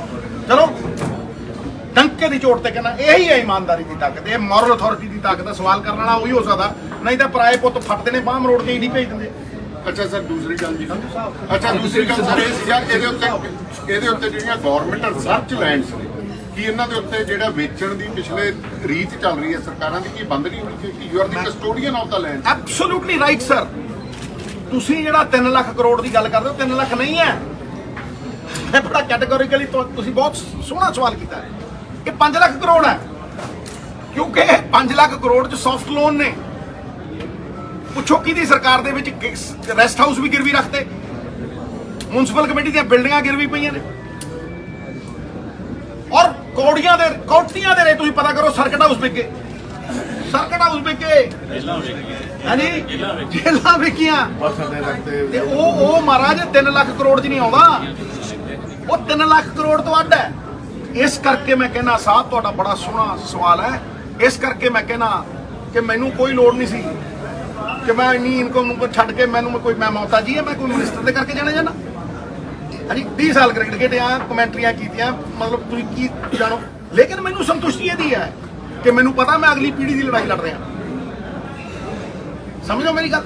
ਔਰ ਇਹ ਬਹੁਤ ਵਧੀਆ ਸਵਾਲ ਹੈ। ਹੁਣ ਕਹਿੰਦੇ ਜਿਹੜਾ ਕਰਜ਼ਾ ਚੜਿਆ ਹੈ ਪੰਜਾਬ ਤੇ, ਅਸੀਂ ਰਿਕਵਰੀ ਕਰਾਂਗੇ, ਇਹਦੀ ਪੂਰੀ ਜਾਂਚ ਕਰਾਂਗੇ, ਭਗਵੰਤ ਮਾਨ ਕਹਿੰਦੇ ਨੇ। ਮੈਂ ਕਹਿੰਦਾ ਜੇ ਰਿਕਵਰੀ ਕਰਨੀ ਹੈ ਨਾ, ਮੇਰੀ ਕਮੇਟੀ ਬਣੀ ਸੀ ਜ਼ਮੀਨਾਂ ਦਾ ਬਣਾ, ਮੈਂ ਲੜ ਕੇ ਲਈ ਸੀ। ਸੈਂਡ ਦੀ ਕਮੇਟੀ ਮੈਂ ਲੜ ਕੇ ਲਈ ਸੀ, ਸ਼ਰਾਬ ਦੀ ਦਿੱਤੀ ਨਹੀਂ ਕਿਉਂਕਿ ਪਤਾ ਸੀ ਸਰਦਾਰ ਪੋਤੜੇ ਖੋਲ ਦੂ, ਠੀਕ ਹੈ, ਮੈਂ ਫਿਰ ਵੀ ਖੋਲਦਾ ਰਿਹਾ। ਉਹ ਕਮੇਟੀ ਦੀ ਰਿਪੋਰਟ ਕਢਾ ਲੈਣ। ਉਸ ਕਮੇਟੀ ਦੇ ਵਿੱਚ ਦੇਖੋ ਜਸਟਿਸ ਕੁਲਦੀਪ ਸਿੰਘ ਦੀ ਰਿਪੋਰਟ ਹੈ, 1.5 ਲੱਖ ਕਰੋੜ ਰੁਪਏ ਦੀ ਜ਼ਮੀਨ ਤਾਂ ਕੱਲੀ ਮੋਹਾਲੀ ਡਿਸਟ੍ਰਿਕਟ 'ਚ ਹੈ।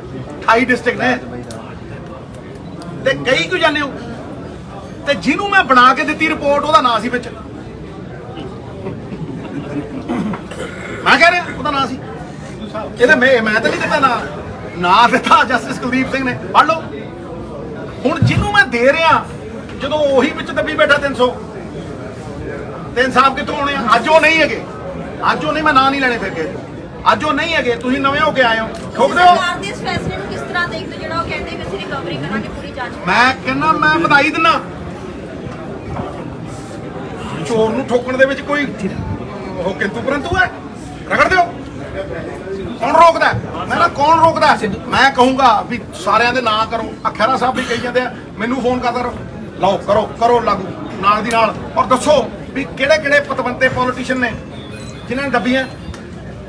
ਸਿੱਧੂ ਸਾਹਿਬ ਹਾਈ ਕਮਾਨ ਨੇ ਸੁਨੀਲ ਜਾਖੜ ਤੋਂ ਜਵਾਬ ਮੰਗਿਆ, 15 ਦਿਨ ਬੀਤ ਚੁੱਕੇ ਨੇ ਪਰ ਨੋਟਿਸ ਦਾ ਜਵਾਬ ਨਹੀਂ ਦਿੱਤਾ, ਤੁਸੀਂ ਮੁਲਾਕਾਤ ਕੀਤੀ? ਭਾਈ ਜੀ ਮੈਂ ਜਾਖੜ ਸਾਹਿਬ ਨੂੰ ਕਿਸੇ ਨੂੰ ਵੀ ਕਾਂਗਰਸ ਦੇ ਬੰਦੇ ਨੂੰ ਮਿਲ ਸਕਦਾ, ਇਹਦੇ 'ਚ ਨੋਟਿਸ ਕਿੱਥੋਂ ਆ ਗਿਆ? ਨੋਟਿਸ ਬਾਰੇ ਮੈਂ ਇਹੀ ਕਹਿਣਾ ਹੈ, ਬੱਸ 'ਚ ਫੱਟੀ ਲਿਖੀ ਹੁੰਦੀ ਹੈ, ਸਵਾਰੀ ਆਪਣੇ ਸਮਾਨ ਦੀ ਆਪ ਦਿਓ। ਸੁਰਜੀਤ ਸਿੰਘ ਘਮਾਨ ਬੈਠੇ ਨੇ, ਰਾਜਾ ਵੜਿੰਗ ਦਾ ਵਿਰੋਧ ਕੀਤਾ ਸੀ, ਪਾਰਟੀ ਤੋਂ ਬਾਹਰ ਕੀਤਾ ਸੀ, ਪਰ ਅੱਜ ਤੁਹਾਡੇ ਨਾਲ ਬੈਠੇ ਨੇ। ਦੇਖੋ ਮੇਰੀ ਗੱਲ ਨੂੰ ਸੁਣੋ, ਮੈਂ ਪਾਰਟੀ ਸੀ, 100 ਬੰਦਿਆਂ ਨੇ ਮੇਰਾ ਵਿਰੋਧ ਕੀਤਾ, ਮੈਂ ਕੁਝ ਕਿਹਾ ਨਹੀਂ? ਤੁਸੀਂ ਗੱਲ ਮੰਨਦੇ ਆ, ਸਹੀ ਮੰਨਦੇ ਹੋ? ਦੇਖੋ ਮੇਰੀ ਇੱਕ ਗੱਲ ਨੂੰ ਸਮਝ ਲਓ, ਮੈਂ ਧਮਾਨ ਨੂੰ ਇੱਕ ਐਸੈਟ ਬਣਾਇਆ ਪਹਿਲੇ ਦਿਨ। ਜਿਹੜਾ ਬੰਦਾ 3 ਵਾਰ ਐਮਐਲਏ ਬਣ ਗਿਆ, ਸਮਝਿਆ ਨਹੀਂ, ਔਰ ਜਿਹੜਾ ਬੰਦਾ ਆਪਣੇ ਸੂਬੇ ਦੇ ਵਿੱਚ, ਮੈਂ ਤੇ ਜਿਹੜਾ ਪ੍ਰਧਾਨ ਲਾਇਆ ਸੀ ਜ਼ਿਲ੍ਹੇ ਦਾ, ਮੈਂ ਤੈਨੂੰ ਪੁੱਛ ਕੇ ਲਾਇਆ ਜਸਵਿੰਦਰ ਨੂੰ ਇਲੈਕਸ਼ਨ ਲੜਾਈ। ਵੇਖੋ ਸਵਾਲ ਇੰਨਾ ਹੀ ਹੈ ਕਿ ਤੁਹਾਡੇ ਨਿੱਜੀ ਕਿਸੇ ਨਾਲ ਡਿਫਰੈਂਸ ਹੋ ਸਕਦੇ ਆ, ਹੋਣ, ਇਹ ਡੈਮੋਕ੍ਰੇਸੀ ਦੀ ਬਿਊਟੀ ਹੈ ਕਿ ਤੁਸੀਂ ਕਿਸੇ ਨਾਲ ਤੁਹਾਡੇ ਡਿਫਰੈਂਸ ਹੁੰਦੇ ਨੇ, ਤੁਸੀਂ ਇੱਕ ਸੰਸਥਾ 'ਚ ਕੰਮ ਕਰਦੇ ਹੋ, ਡਿਫਰੈਂਸ ਹੋ, ਲੇਕਿਨ ਉਹਦਾ ਮਤਲਬ ਇਹ ਥੋੜਾ ਨਾ ਵੀ ਹੁਣ ਇੱਕ ਦੂਜੇ ਤੋਂ ਪਾਸੇ ਹੋ ਜੀ। ਮੈਂ ਮਿਲਦਾ ਜਾਖੜ ਸਾਹਿਬ ਨੂੰ ਮਿਲਦਾ, ਕਈ ਬੰਦਿਆਂ ਨੇ ਮੈਨੂੰ ਗਾਲਾਂ ਕੱਢੀਆਂ, ਮੈਂ ਜਵਾਬ ਵੀ ਨਹੀਂ ਦਿੰਦਾ ਕਿਉਂਕਿ ਮੇਰੀ ਲੜਾਈ ਛੋਟੀ ਨਹੀਂ ਹੈ, ਨਿੱਜੀ ਨਹੀਂ ਹੈ, ਮੇਰੀ ਲੜਾਈ ਪੰਜਾਬ ਦੀ ਹੈ। ਮੈਨੂੰ ਮਾੜਾ ਕਹਿਣ ਨਾਲ ਮੈਂ ਮਾੜਾ ਹੋ ਜੂ?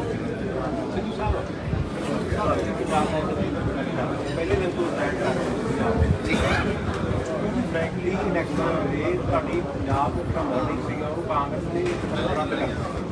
ਇਹ ਕਹਿੰਦਾ ਸੀ ਕਿ ਪੰਜਾਬ ਮਾਡਲ ਨਹੀਂ ਕਾਂਗਰਸ ਮਾਡਲ ਲਾਗੂ ਹੋਊਗਾ। ਬਹੁਤ ਸਾਰੇ ਆਗੂ ਨੇ ਬਿਆਨ ਸੀ, ਤੁਸੀਂ ਅੱਜ ਵੀ ਉਸ ਮਾਡਲ ਤੇ ਖੜੇ ਹੋ। ਇਹ ਤੁਹਾਡਾ ਜਿਹੜਾ ਰਾਹ ਹੈ ਤੁਸੀਂ ਕੱਢਿਆ ਹੋਇਆ ਪਿਛਲੇ ਕਈ ਦਿਨਾਂ ਵਿੱਚ, ਇਹ ਲੱਗਦਾ ਹੈ ਕਿ ਕਿਸੇ ਪਾਸੇ ਨੂੰ ਹੋਰ ਜਾ ਰਹੇ। ਭਾਈ ਜੀ ਤੁਸੀਂ ਬੜਾ ਸੋਹਣਾ ਸਵਾਲ ਕੀਤਾ। ਕਾਂਗਰਸ ਨੇ ਤਾਂ ਲਾਸਟ ਡੇ ਮੈਨੀਫੈਸਟੋ ਕੀਤਾ, ਉਸ ਕੀ ਹੈ ਪੰਜਾਬ ਮਾਡਲ, ਸਾਰਾ ਪੜ੍ਹੋ।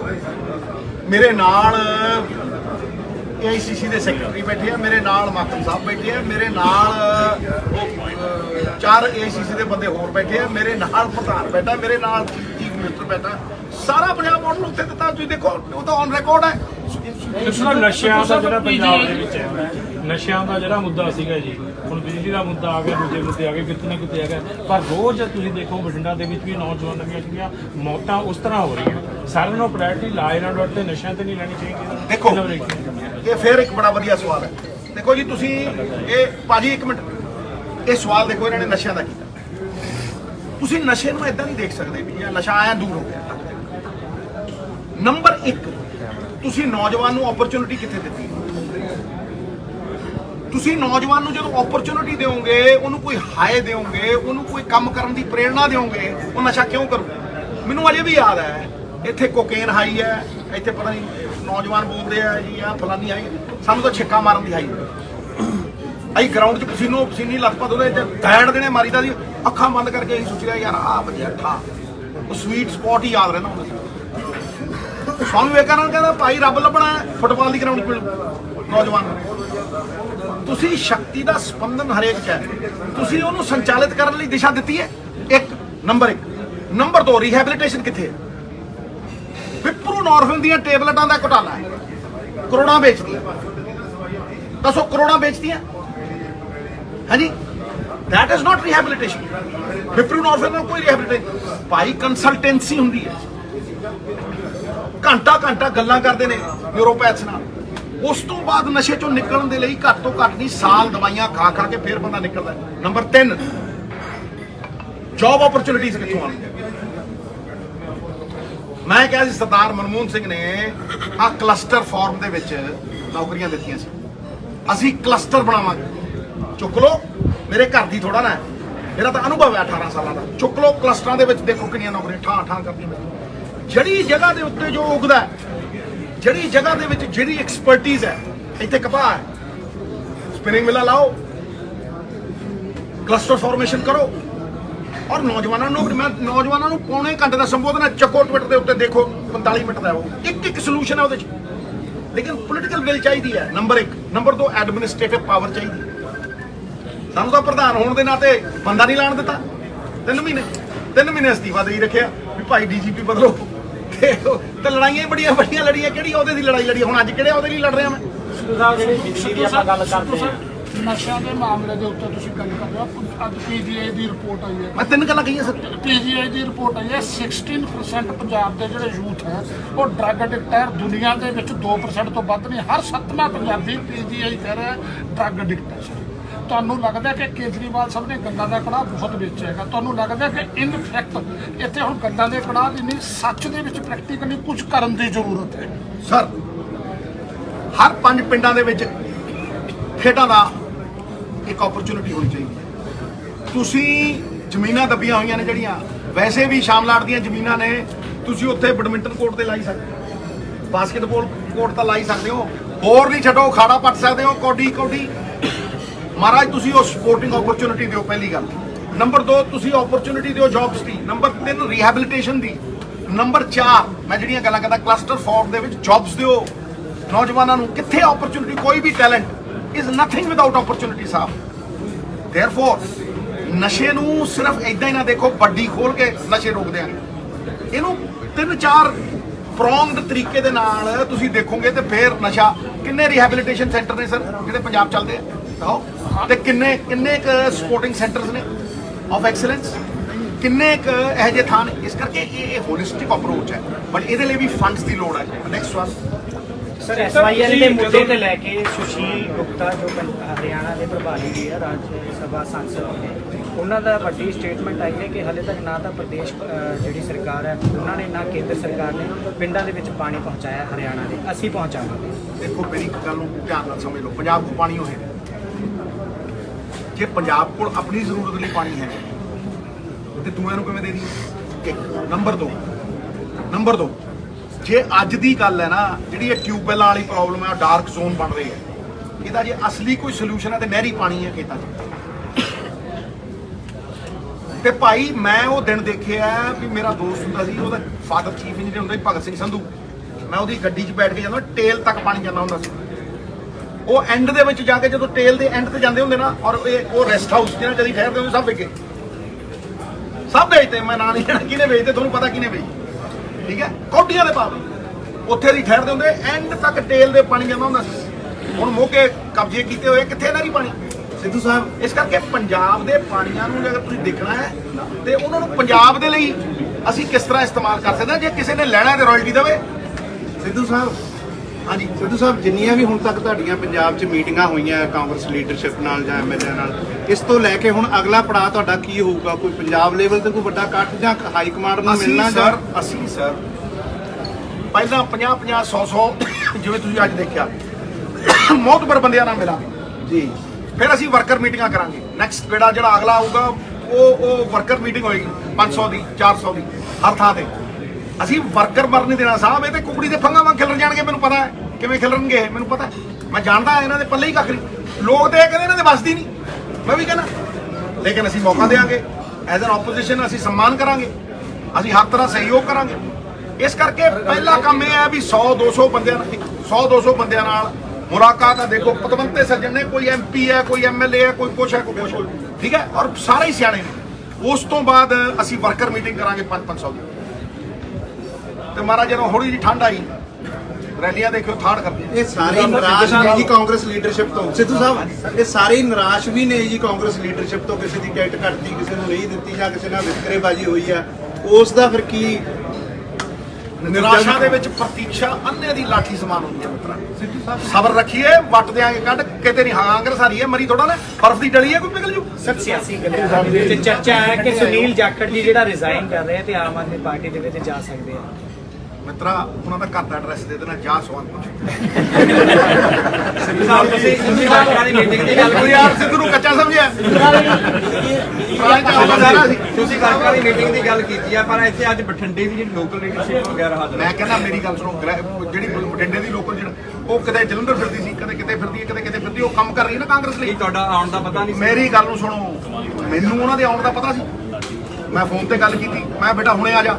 ਨਹੀਂ ਸਾਰੇ ਤਾਂ ਨਹੀਂ ਗਏ ਹੋਣਗੇ ਯਾਰ ਦੇਖ ਮੇਰੀ ਗੱਲ, ਸਾਡਾ ਕੋਈ ਲੜਾਈ ਨਹੀਂ, ਸਾਰੇ ਕਾਂਗਰਸੀ ਅੱਡ ਅੱਡ ਕੰਮ ਕਰ ਰਹੇ ਨੇ। ਕੋਈ ਜ਼ਰੂਰੀ ਹੈ ਵੀ ਸਾਰੇ ਮੇਰੇ ਨਾਲ ਜਾਣ ਜਾਂ ਸਾਰੇ ਉਹਦੇ ਨਾਲ ਜਾਣ ਜਾਂ ਸਾਰੇ ਉਹਦੇ ਨਾਲ ਜਾਣ। ਅਸੀਂ ਕੰਮ ਕੀ ਕਰ ਰਹੇ ਹਾਂ? ਦੇਖ ਪੰਜਾਬ ਦੀ ਉਥਾਨ ਦੀ ਗੱਲ ਕਰ ਰਹੇ ਹਾਂ, ਲੋਕ ਮਸਲਿਆਂ ਦੀ ਗੱਲ ਕਰ ਰਹੇ ਹਾਂ। ਕੀ ਸਵਾਰਥ ਹੈ ਭਾਈ? ਇੱਕ ਮੰਚ ਤੇ ਵੀ ਇਕੱਠੇ ਹੋ ਸਕਦੇ। ਮੈਂ ਕਿਹਾ ਬਿਲਕੁਲ ਹੋਵਾਂਗੇ। ਕੌਣ ਨਹੀਂ ਇਕੱਠਾ ਹੋਊ? ਜਿੱਦਣ ਉਹਦੀ ਉਹ ਹੋਊਗੀ ਮੈਂ ਸਭ ਤੋਂ ਅੱਗੇ ਖੜਾ ਹੂੰ। ਜਿੱਦਣ ਇਲੈਕਸ਼ਨ ਸੀ ਉਹਦੀ ਕੌਣ ਖੜਾ ਸੀ ਇੱਥੇ 75-25 ਵਾਲੀ ਚ? ਇਹ ਜਵਾਬ ਮਿੱਤਰਾ ਪੁੱਛਦਾ ਹੀ ਜਾਣਦਾ ਕਿ ਦੇਣਾ ਜਾਣਦਾ ਹੈ। ਤੇ ਉਹਦੇ ਲਈ ਮੇਰਾ ਮੰਤਰਾਲਾ ਚਲਾ ਗਿਆ ਸੀ। ਸਿੱਧੂ ਸਾਹਿਬ ਇਹ ਬੋਲਿਆ ਵੀ ਨਹੀਂ ਸੀ, ਫਿਰ ਵੀ ਖੜਾ ਰਿਹਾ ਸਿੱਧੂ। ਇਹ ਵੱਡਾ ਬਲਦਾਨ ਹੈ। ਫਿਰ ਸਿੱਧੂ ਸਾਹਿਬ ਤੁਸੀਂ 75-25 ਦੀ ਗੱਲ ਕੀਤੀ ਹੈ, ਮੈਂ ਉਹੀ ਚਲੋ ਹੁਣ ਉਹਦੇ ਨਾਲ ਲਾ ਦਿਓ, ਜੇ ਚਲੀ ਗਈ ਉਹ 75-25 ਹੁਣ ਤਾਂ 100% ਖੜਾ ਇੱਥੇ। ਬਠਿੰਡੇ ਦਾ ਸਾਹਿਬ ਸਿੱਧੂ ਸਾਹਿਬ ਇੱਕ ਬਠਿੰਡੇ ਦਾ ਇੱਕ ਸਵਾਲ ਹੈ। ਚਲੋ ਤੁਸੀਂ 75-25 ਦੀ ਗੱਲ ਕੀਤੀ, ਸਾਰੇ ਹੀ ਚਲੇ ਗਏ। ਇੱਕ ਤੁਹਾਡੇ ਜਿਹੜੇ ਪੰਜਾਬ ਕਾਂਗਰਸ ਦੇ ਮੌਜੂਦਾ ਪ੍ਰਧਾਨ ਆ, ਤੁਹਾਡਾ ਕੋਈ ਜਵਾਬ ਨਹੀਂ, ਕੋਈ ਦਾ ਵੀ ਸਵਾਲ ਦਾ ਜਵਾਬ ਨਹੀਂ। ਕਿਉਂਕਿ ਰਾਜਾ ਵੜਿੰਗ ਨੇ ਵੀ ਆਖਿਆ, ਰਵਿੰਦਰ ਲਾਡੀ ਤੁਹਾਡੇ ਨਾਲ ਬੈਠੇ, ਇਹਨਾਂ ਨੇ ਵੀ ਆਖਿਆ, ਈਵਨ ਸ਼੍ਰੋਮਣੀ ਅਕਾਲੀ ਦਲ ਦਾ ਜਿਹੜਾ ਕੈਂਡੀਡੇਟ ਸੀ ਉਹਨੇ ਵੀ ਕਹਿਤਾ ਵੀ ਤਾਇਆ ਭਤੀਜਾ ਰਲੇ ਹੋਏ ਸੀਗੇ। ਤੁਹਾਡਾ ਕੀ ਕਹਿਣਾ ਤੇ ਟਿੱਪਣੀ ਤੇ? ਦੇਖੋ ਮੇਰਾ ਕੀ ਕਹਿਣਾ, ਲੋਕਾਂ ਨੇ ਬੀਜ ਤੇ ਕੁਛ ਲੱਗਦਾ ਸੀ ਤੁਹਾਨੂੰ ਪਹਿਲਾਂ ਨਾਲ? ਦੇਖੋ ਮੇਰੀ ਇੱਕ ਗੱਲ ਨੂੰ ਸਮਝੋ, ਮੇਰੇ ਕਹਿਣ ਦਾ ਕੋਈ ਫਰਕ ਨਹੀਂ ਪੈਂਦਾ। ਬਹੁਤ ਨਹੀਂ, ਸੁਣੋ ਪੋਲਿਟਿਕਸ ਦੇ ਵਿੱਚ ਕਿਸੇ ਲੀਡਰ ਦੇ ਕਹਿਣ ਦਾ ਤਾਂ ਫਰਕ ਪੈਂਦਾ ਜੇ ਲੋਕ ਉਹਦੇ ਤੇ ਅਮਲ ਕਰਨ। ਅਸਲ ਦੇ ਵਿੱਚ ਅਸਲੀ ਤਾਕਤ ਜਿਹੜੀ ਹੈ ਨਾ, ਲੋਕ ਸਮਝਦੇ ਨਹੀਂ। ਅਸਲੀ ਤਾਕਤ ਤੇ ਲੋਕਾਂ ਦੀ ਹੈ। ਫੈਸਲਾ ਕਿਹਨੇ ਕਰਨਾ, ਕਰਵਾਉਣਾ ਕਿਹਨੇ ਹੈ, ਉਹ ਪੰਜਾਬ ਦੇ ਲੋਕਾਂ ਨੇ ਕਰਨਾ। ਮੈਂ ਤੇ ਕਹਿ ਸਕਦਾ ਸੀ, ਔਰ ਮੈਂ ਬੜੀ ਟੰਕੇ ਦੀ ਚੋਟ ਦੇ ਉੱਤੇ ਕਿਹਾ। ਉਹ ਕਹਿਣ ਦੀ ਤਾਕਤ ਮੇਰੀ ਕੀ ਹੈ? ਇਮਾਨਦਾਰੀ। ਵੀ ਮੇਰੇ ਲਈ ਰਾਜਨੀਤੀ ਧੰਦਾ ਨਹੀਂ, ਨਾ ਮੇਰੀ ਖੱਡ ਚੱਲੇ, ਨਾ ਮੇਰਾ ਕੋਈ ਬਿਜ਼ਨਸ। ਮੈਂ ਤੇ ਪੱਲਿਓਂ ਲਾਏ। ਆ ਹੁਣ ਦੇਖ ਲਓ ਕਣਕ ਫੂਕੀ ਹੈ। ਮੈਂ ਜਦੋਂ ਮੇਰੇ ਕੋਲ ਪਏ ਹੁੰਦੇ ਮੈਂ 35 ਲੱਖ ਦੇ ਆਇਆ ਸੀ। 1.25 ਕਰੋੜ ਰੁਪਏ ਦੇ, ਦੱਸੋ ਕੋਈ ਬੰਦਾ ਹੈ? ਅੱਛਾ ਪਾਰਟੀ ਬਦਲੀ ਤੇ ਰਾਜ ਸਭਾ ਛੱਡ ਕੇ ਕੋਈ ਲੈਣ ਥੋੜਾ ਨਾ ਆਏ ਸੀ, ਦੱਸੋ। ਇਸ ਕਰਕੇ ਅੱਜ ਵੀ ਇਹ ਸਾਰੇ ਬੰਦੇ, ਕਾਲੜਾ ਸਾਹਿਬ ਥੋੜਾ ਲੇਟ ਆਏ ਆ, ਇਹ ਸਾਰੇ ਬੰਦੇ ਅੱਜ 20-25 MLA ਆ ਇੱਥੇ ਜਿਹੜੇ MLA ਦੇ ਇਲੈਕਸ਼ਨ, ਇਹ ਸਾਰੇ ਬੰਦੇ ਪੰਜਾਬ ਖਾਤਰ ਖੜੇ ਆ। ਤੇ ਜੇ ਅਸੀਂ ਪੰਜਾਬ ਖਾਤਰ ਖੜਾਂਗੇ ਤਾਂ ਹੀ ਸੱਤਾ ਲੈ ਸਕਦੇ। ਸੱਤਾ ਲੈਣ ਲਈ ਨਹੀਂ ਖੜੇ, ਸੱਤਾ ਲੋਕਾਂ ਦੀ ਜ਼ਿੰਦਗੀ ਬਦਲਣ ਲਈ, ਗੱਪਾਂ ਮਾਰਨ ਲਈ ਨਹੀਂ, ਗੱਲਾਂ ਦੇ ਕੜਾ ਲਈ। ਲਾਸਟ ਕੁਐਸਚਨ, ਤੁਸੀਂ ਇਹ ਪੰਜਾਬ ਕਾਰਨ ਨੂੰ ਦੇਸ਼ ਤੇ ਕਰਦੇ ਹੋ ਕਿ ਆਪਣੀ ਲੈਵਲ ਤੇ ਕਰਦੇ ਹੋ? ਮੇਰੀ ਗੱਲ ਨੂੰ ਸੁਣੋ, ਹਰ ਚੀਜ਼ ਜਿਹੜੀ ਹੈ, ਕੋਈ ਮੈਨੂੰ ਐ ਦੱਸੋ 57 ਸਾਲ ਦੀ ਉਮਰ 'ਚ ਕੋਈ ਬੰਦਾ ਨਿਆਣਾ ਹੁੰਦਾ? ਮੈਨੂੰ ਐ ਦੱਸ, ਜਦੋਂ ਅਸੀਂ ਆਪੋਜੀਸ਼ਨ ਨੂੰ ਜਵਾਬਦੇਹੀ ਬਣਾ ਰਹੇ ਹਾਂ, ਪੰਜਾਬ ਦੇ ਮੁੱਦੇ ਚੱਕ ਰਹੇ ਹਾਂ, ਅਸੀਂ ਪੰਜਾਬ ਦੇ ਵੀ ਭਲੇ ਲਈ ਕਰ ਰਹੇ ਹਾਂ, ਕਾਂਗਰਸ ਦੇ ਵੀ ਭਲੇ ਲਈ ਕਰ ਰਹੇ ਹਾਂ। ਇੱਦਾਂ ਹੀ ਉੱਠੋ ਕਾਂਗਰਸ, ਘਰੇ ਬਹਿ ਕੇ ਤੇ ਨਹੀਂ ਉੱਠਣੀ। Thank you.